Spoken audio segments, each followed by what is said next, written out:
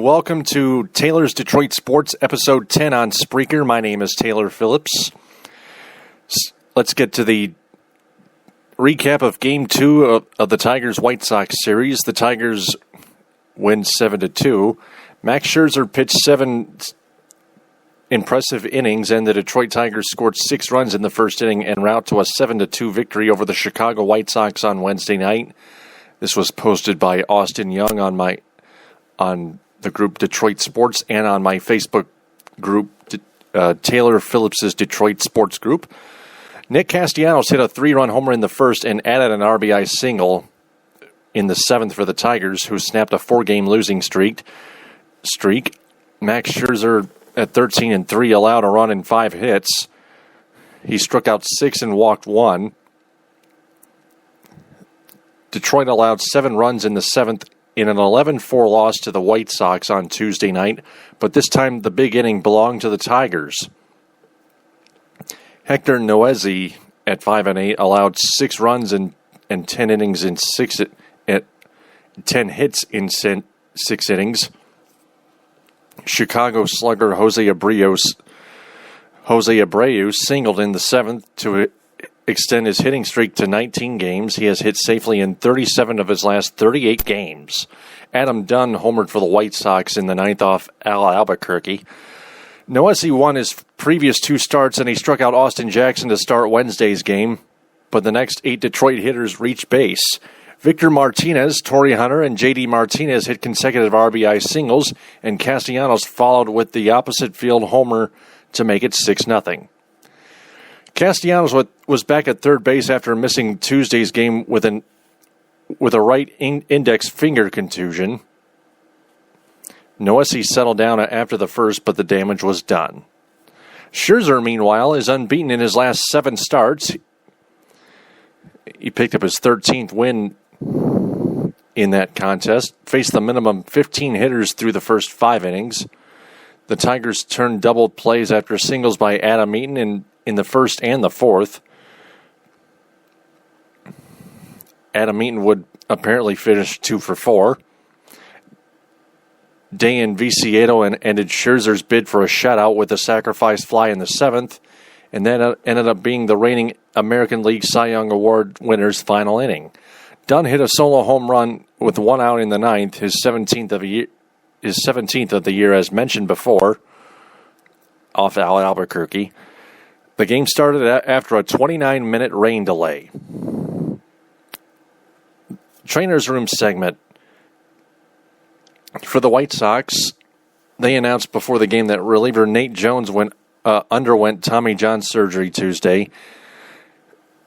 He's expected to need a 12 to 15 month recovery period. In other words, he's out for the rest of the season, and apparently out for some of next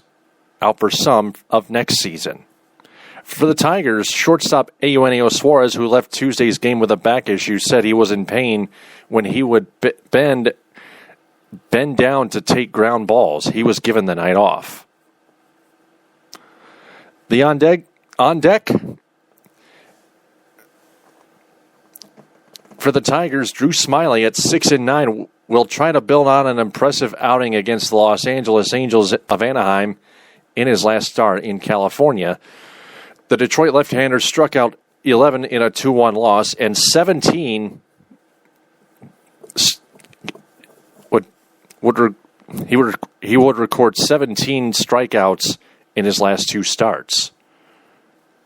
A win and then a loss. For the White Sox, left-hander John Danks at 9-6 is scheduled to take the mound in the series finale against Detroit. Danks held the Tigers to 1 run in 6 1/3 innings on April 21st. So his ERA thus far total this season may be high, but he's had the Tigers number lately and throughout most of his career as well.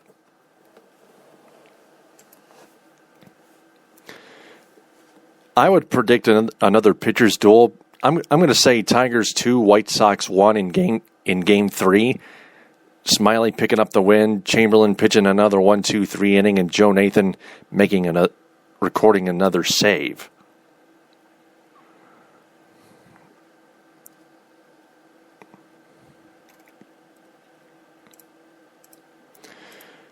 On to some serious Detroit Tigers news. Ex-reliever Evan Reed was charged with a sexual assault, 2 counts of third-degree sexual assault, that is, of a 45-year-old woman.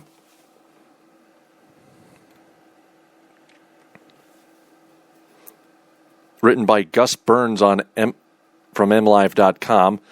Wayne County Prosecutor Kim Worthy announced the charges, each which carries up to 15 years in prison, during a news conference Wednesday. Worthy declined to provide details, saying repeatedly that the facts and circumstances will come out in court, but said there were numerous witnesses interviewed and surveillance footage reviewed during the investigation. Reed's attorneys said in response, and I quote, the issuance of charges against Evan Reed, considering the evidence in this case, is ridiculous. Evan fully cooperated with the police, gave witness statements, and provided other documentation supporting his innocence. Evan will be demanding a speedy trial and is looking forward to his day in court, where he will be vindicated of any alleged wrongdoing. When 12 jurors hear the facts of this case, there is no doubt in our minds they will find Evan not guilty of the charged offenses, unquote. Worthy says Reed, who was demoted to the AAA Toledo Mudhens team in late June, invited the 45-year-old woman and a friend to join him and others in a booth at a bar in Royal Oak about midnight on March 30th.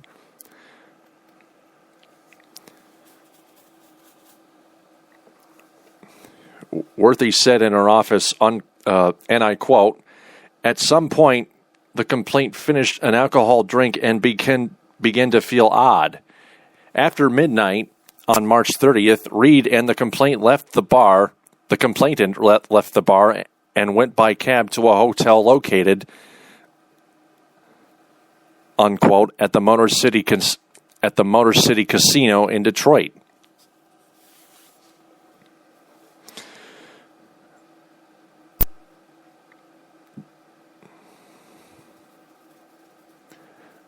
And I quote again, the complainant alleges that at approximately 7:30 a.m. on the same day, Reed sexually assaulted her in the hotel room and instructed her to leave.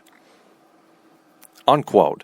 According to a police report obtained by WDIV Channel 4 News in Detroit, the woman told investigators she woke up unclothed in bed with Reed at Motor City Casino, and there was evidence on the bed sheets that she had been assaulted, unquote. She said they took a shower together and Reed, whose identity she didn't know at the time, engaged in forceful sexual conduct with her and told her to leave, according to the report. Worthy would not say if it is believed the victim was drugged. She said prosecutors do believe force or coerced penetration occurred. Worthy's office says, and I quote, he is also charged under the theory that he committed an act of penetration where he had reason to know the victim was physically helpless or mentally incapacitated or mentally incapable to consent, unquote. Reed is not scheduled for arraignment today, but is expected to turn himself into the authorities, Worthy said.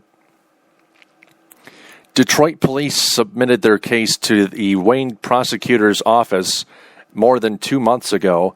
Worthy blamed the lapse between the submission and a charging decision on cuts that have reduced her staff by 100 members. Now we have an article that states the Detroit Tigers organization side of the story. They said, quote, "We take matters like this very seriously," unquote. From Chris Hyatt of MLive.com.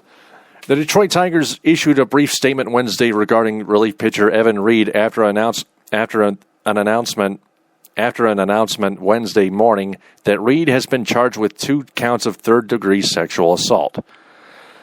Each of the charges carried up to 15 years in prison. Wayne County Prosecutor Kim Worthy announced the charges during a news conference. The statement by the Tigers read as follows, quote, "As an organization, we take matters like this very seriously, and we are closely monitoring the situation. Evan Reed's representatives are handling his legal proceeding that must run its course before there is any further comment from the ball club," unquote. The Tigers have been consistent in not offering any detailed comment regarding the situation throughout the process. The charges stem from an incident alleged to have taken place in the early morning hours of March 30th, one day before the Tigers opened the 2014 season with a game at Comerica Park against the Kansas City Royals, which they won 4-3 in the bottom of the ninth on an RBI single by once Tiger Alex Gonzalez. The Tigers designated Reed for assignment last month and outrighted his contract to AAA Toledo after he cleared waivers. Reed, who is not on the Tigers' 40-man roster, has struggled since being demoted to Toledo. He is 0-1 with a 6.97 ERA and a 1.65 walks hits per innings pitch ratio in 8 games for Toledo. In other words, for short, a whip. Walks hits per innings pitched. So we finally get some news, some groundbreaking news on the Evan Reed investigation.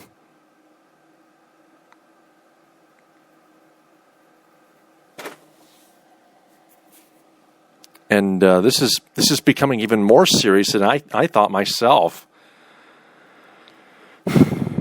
Man, this is just terrible. More personal than on the field. I want to get everybody's thoughts on this. Is everybody shocked by all this? What did we learn?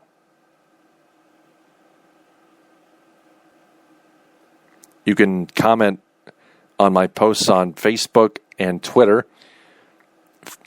I am Taylor Phillips on Facebook and at DT2Phillips on Twitter.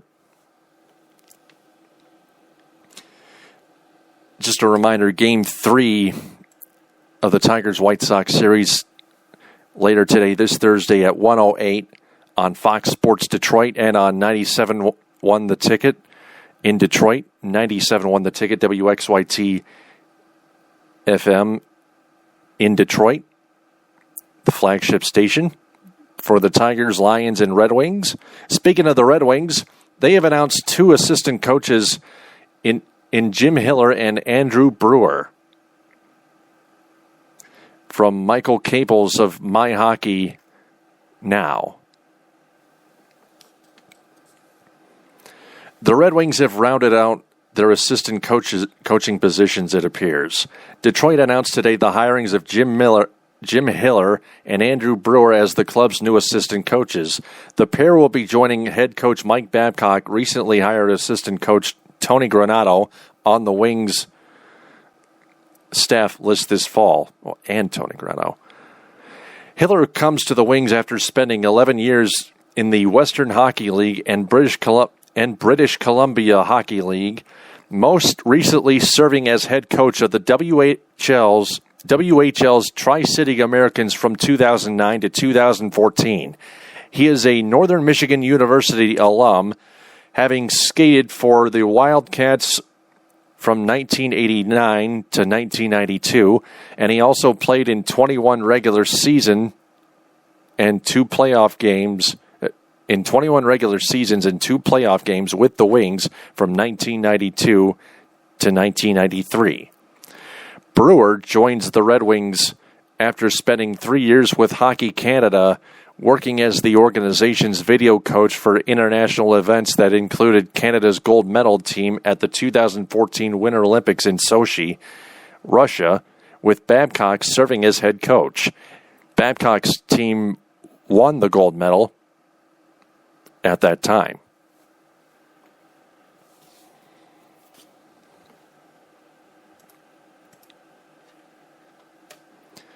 So, one last note I would like to make to Tigers general manager Dave Dombrowski. Despite what some people say, that which is we're not likely going to get anybody else but Joakim Soria, there's still time. But time's ticking away. Got like 12 hours or so as of now, or more. But I suggest you get back on your computer and laptop and try to keep going after Antonio Bastardo and Aroldis Chapman. Also, pick up Kurt Suzuki.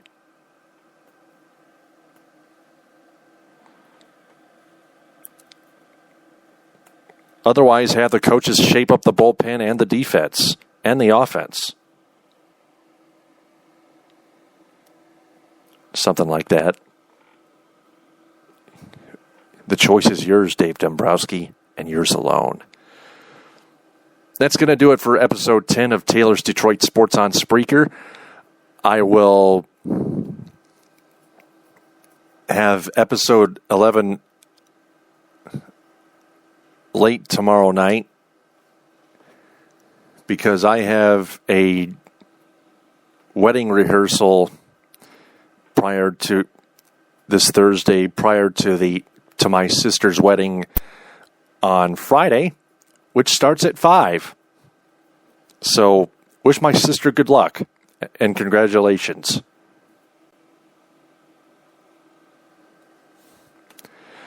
So until episode 11, TTFN, ta-ta for now.